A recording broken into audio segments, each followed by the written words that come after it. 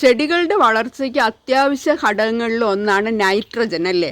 നൈട്രജന് വേണ്ടിയിട്ട് നമ്മൾ സാധാരണ ചാണകം, ആട്ടിൻ കാഷ്ടം, കോഴിക്കാഷ്ടം ഇത്തരത്തിലുള്ള സാധനങ്ങളാണല്ലേ ഉപയോഗിക്കുന്നത്.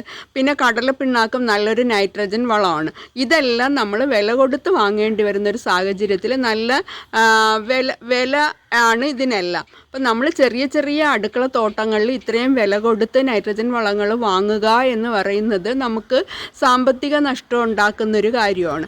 അപ്പോൾ നമ്മുടെ വീടുകളിൽ, നമ്മുടെ അടുക്കള തോട്ടങ്ങളിൽ എന്തെങ്കിലും തൂണുകൾ ആവശ്യമുള്ള സ്ഥാനത്ത് നമ്മൾ ഇതുപോലെ ശീമക്കൊന്ന വെച്ച് പിടിപ്പിച്ചാൽ അതിൻ്റെ ഇലകൾ നല്ലൊരു നൈട്രജൻ വളമാണ്. അപ്പം നമുക്ക് തൂണുകളായിട്ട് ഉപയോഗിക്കുകയും ചെയ്യാം. ഇതിൽ നിന്ന് അതിൻ്റെ ഇലകൾ എടുത്ത് നമുക്ക് ചെടികൾക്ക് പൊതയിടാനും അല്ലെങ്കിൽ ലിക്വിഡ് വളങ്ങളായിട്ട് അരച്ച് കലക്കി ഒഴിക്കാനും ഒക്കെ നമുക്ക് ഉപയോഗിക്കാൻ കഴിയും.